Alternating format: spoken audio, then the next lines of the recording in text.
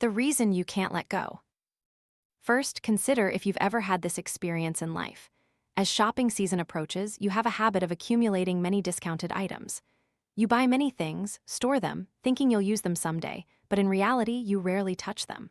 Or, when you stay at a hotel, you often bring back the small, free toiletries like toothbrushes, toothpaste, disposable slippers, and so on. They end up stashed in some corner of your house, gathering dust. Your closet is full of clothes, but every time you go out, you still feel like you have nothing to wear. Or perhaps you save boxes, containers, and paper bags, thinking you might need them later, but in truth, they only make your already expensive urban living space feel more cramped. In the past, people used just one pot or a few bowls and chopsticks. Now, bowls and chopsticks must come in full sets. There can be nearly a dozen knives in the kitchen, and pots and pans of all types, for stir-frying, deep-frying, steaming, pressure cooking, and so on. Not to mention, merchants often stimulate consumption with ads, promotions, 50% discounts, or buy two get one free deals. This has led to an abundance of material possessions in many households. If you find yourself in any of these situations, it highlights that you are living in an era of material excess. The vast amount of material goods in consumer society offers you more choices, but simultaneously brings more worries and troubles. Yamashita, the author of this book, believes that the prevalence of material excess is because many people have a vague understanding of their needs and a materialistic mindset. On the surface, it seems we can't resist the temptations of merchants, their sales skills, and advertisements. But in reality, it's because we don't truly understand our own needs, so we just keep buying and trying things. Furthermore, many people have a materialistic mindset, meaning a long-term dependence on material life. This doesn't mean they only see material things or do everything for money. Specifically, when deciding to buy an item, they don't consider if it's truly necessary, but only if it can be used, then they'll buy it. For example, a wife wants to buy a treadmill.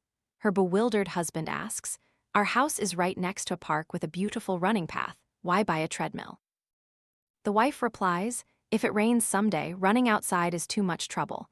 A treadmill is more convenient." In this case, we can see the wife used a materialistic mindset to make her purchasing decision. She views rain as a special, infrequent situation, but in her mind, if there's a possibility of rain, a treadmill would be useful. Simply put, I don't really need it, but I must prepare in advance. Deep down, in the souls of many people, there always exists a fear of insecurity, a fear of scarcity. This is why such a materialistic dependency exists. The need to possess as much as possible of what they don't have, and the reluctance to discard what they already possess. However, many people don't realize that living with a materialistic mindset will bring numerous negative consequences. On one hand, people find it difficult to discover simple, lasting joys from within. Instead, they deposit their sense of self and joy into spending money, finding satisfaction in owning material wealth. Those with means will continuously pursue endless satisfaction, always seeking something better once they acquire one thing. Those without means will shoulder heavy burdens. Some endure excessive financial pressure, and even to satisfy their consumption needs, they accept sacrificing their time and labor for overtime work or take out loans. Both types of people live with different stresses and worries. How can I get more money? How can I shop without having to think? On the other hand, people with a materialistic mindset often have a habit of measuring life's meaning and value by material possessions.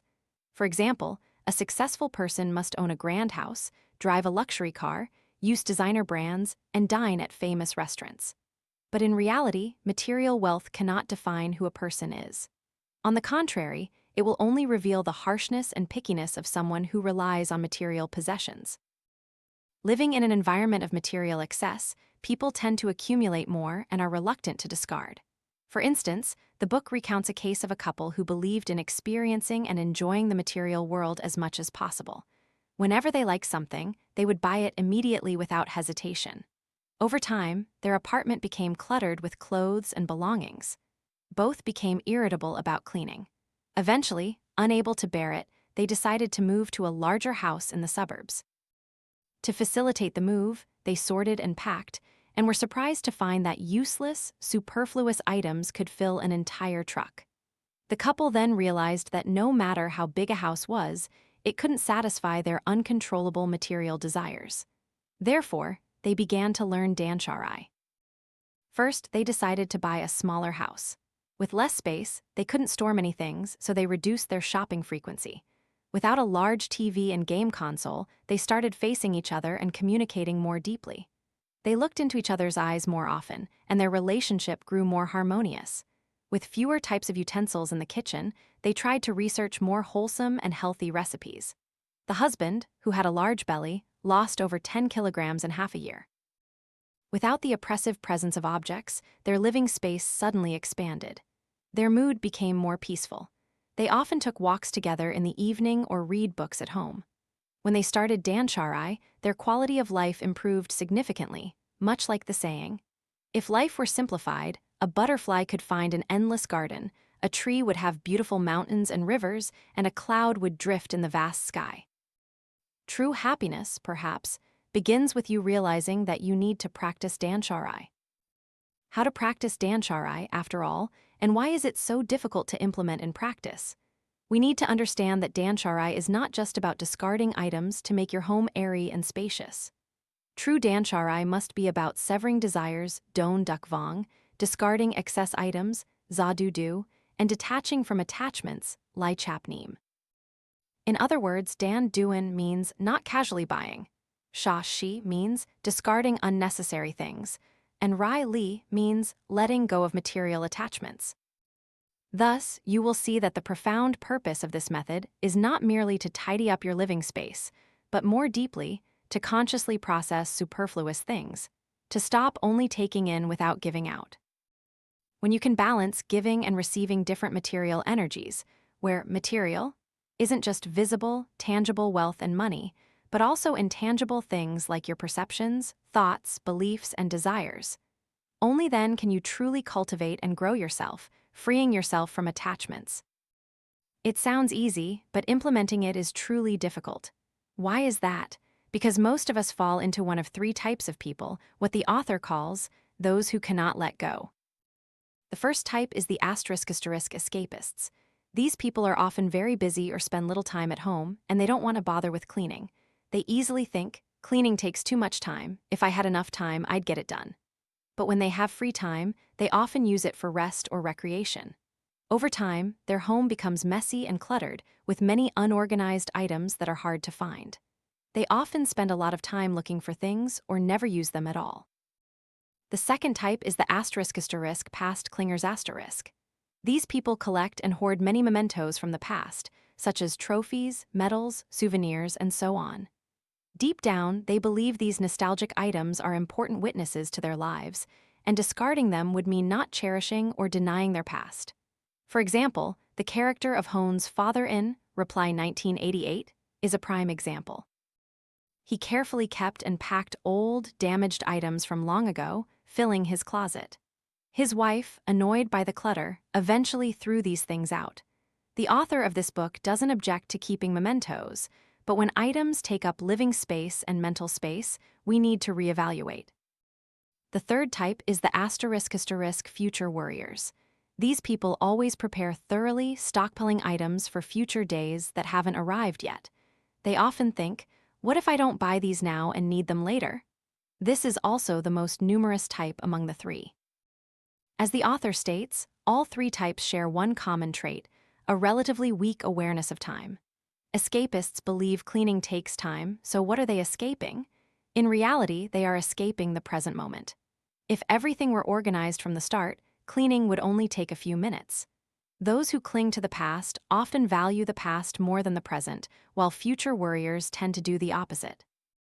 Consequently, neither truly lives in the present, because whether it's the past or the future, they find it hard to let go of unnecessary things, making their mental space for living in the now suffocating. Their spiritual life becomes prone to anxiety and ever-increasing desires. Do you realize now? Because you can pick it up, but you can't put it down. In essence, you've lost yourself in the present. Through the Dan-sha-ri method, the author not only teaches you how to tidy and declutter your home, but, more profoundly, how to form a philosophy of life and change your attitude towards material possessions. In my opinion, danshari is ultimately a way for us to escape the games of the mind, to escape the endless desires of the small ego. You will realize that the highest state of danshari is not asking about the past, stopping fear of the future, and living in the present. There's a beautiful quote in the book. No matter how expensive or rare something is, only those who can evaluate and choose based on their own needs truly possess a strong inner self. Only by letting go of our attachments can we become more confident, reduce unnecessary things, and letting go of all attachments is, in fact, a way of returning freedom to your own soul. If this philosophy of life gives you new inspiration, or at least helps you reflect on your current living situation, then the important next part is about practicing danshari. The steps to practice danshari, less is more. In the first step, you must be able to recognize your current situation. This is important because it's not just about seeing the visible clutter, but also acknowledging what's hidden from your sight. Open up all the boxes, storage areas, and storerooms in your home. Even if it's messy and dusty, don't let the psychology of avoidance or laziness overcome you. You need to know that only when you truly understand how many possessions you have can you officially begin to purify your own life. The second thing we need is to imagine the layout of your living space. Many people, upon seeing their home too cluttered, immediately start cleaning. But if cleaning lacks purpose, it will be wasted effort. Cleaning a house isn't just about making the exterior look neat and tidy, nor is it about stuffing things into closets and shutting the doors or temporarily stashing away items that are still usable or valuable. Instead, you need to use your imagination to visualize and consider what kind of living space you desire. For example, how much open space do you hope to have in the living room to play with your children? Which airy spot in your home would be convenient for exercising or meditating? And so on. After preparing these steps, we can officially move into action. So, what does taking action for danshari entail? First, we will begin danshari with our belongings, meaning we start by discarding unnecessary items. Start by laying out all your small, miscellaneous items. Many people always begin cleaning with large piles of clutter, such as clothes they haven't worn in ages. But according to the author, these types of items have been stored for a long time, and sorting them requires both time and physical effort.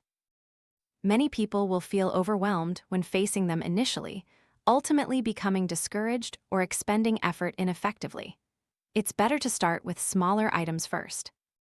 After placing all the miscellaneous things in front of you, we begin to decide what to keep and what to discard. The selection criteria here are relatively simple.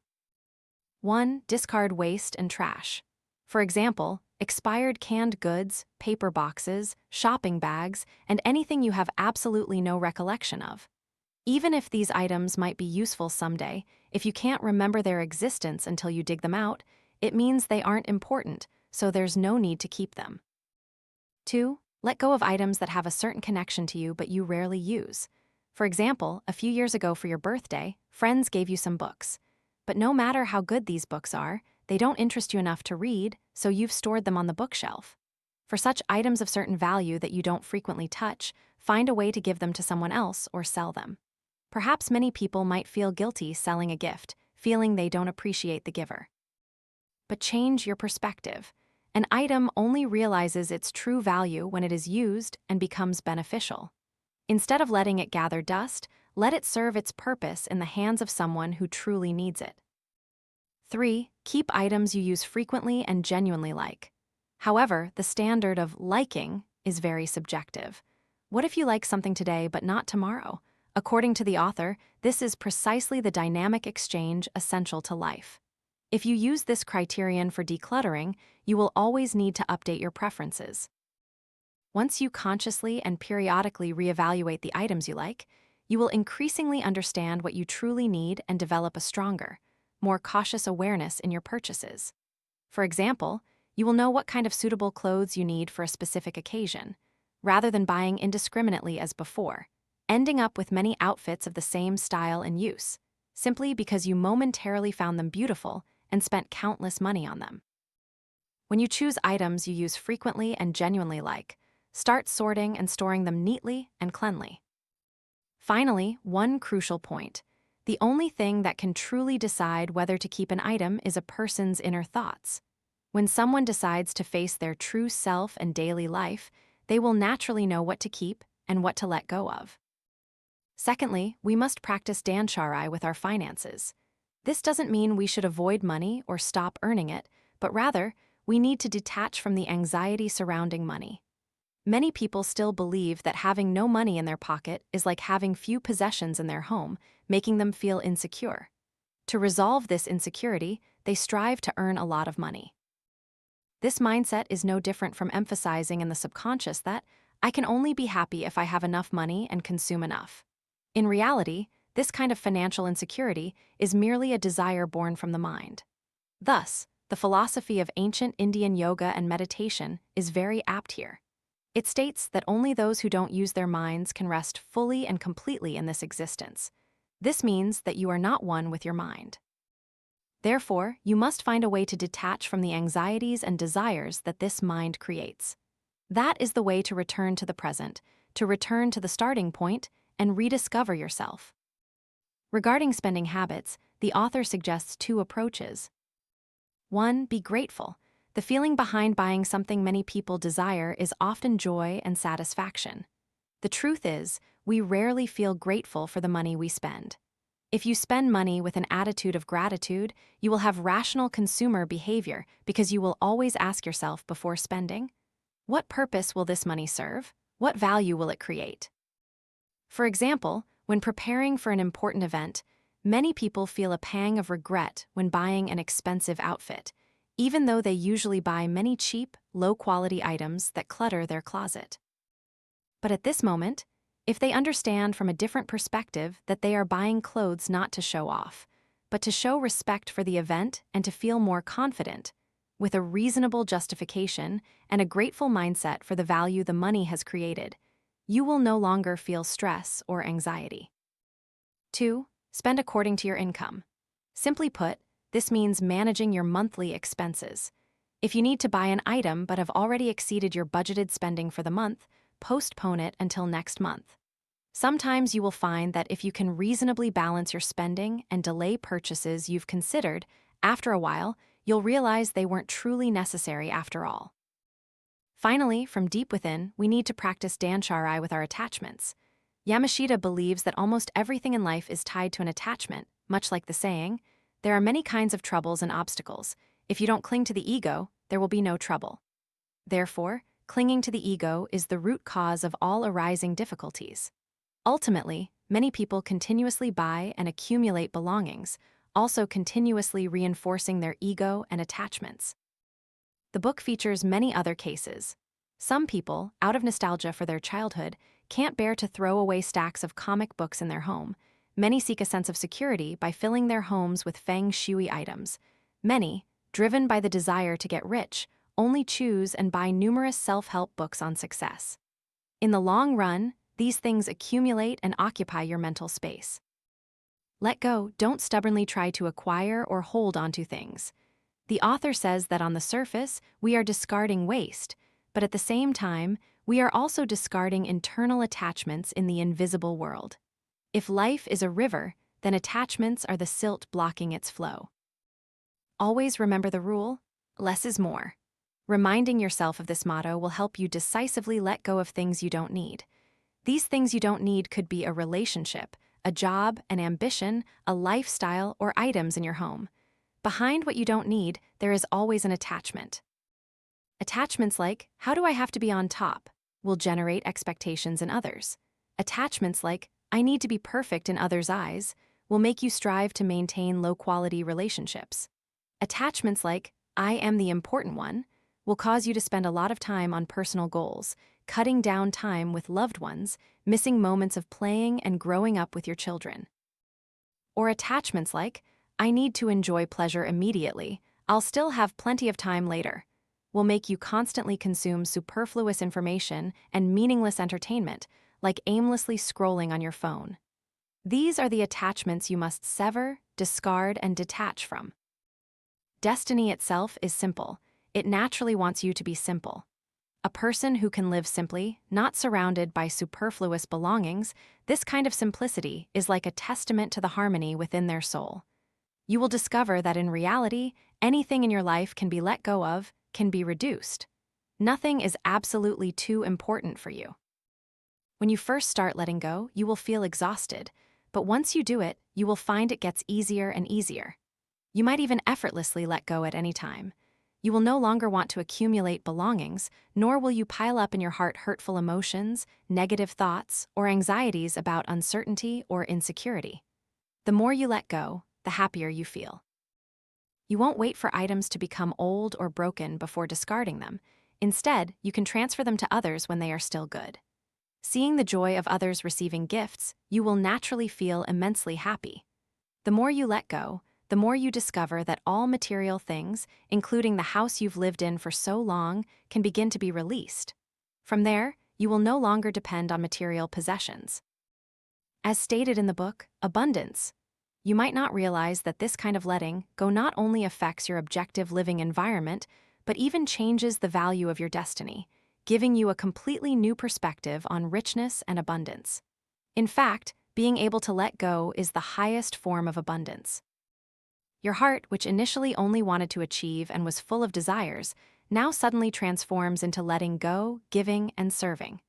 This is truly fullness, contentment, abundance, and richness. Therefore, it's time to clear away the mud, free up space, and your body and soul will calmly and gently continue to move forward.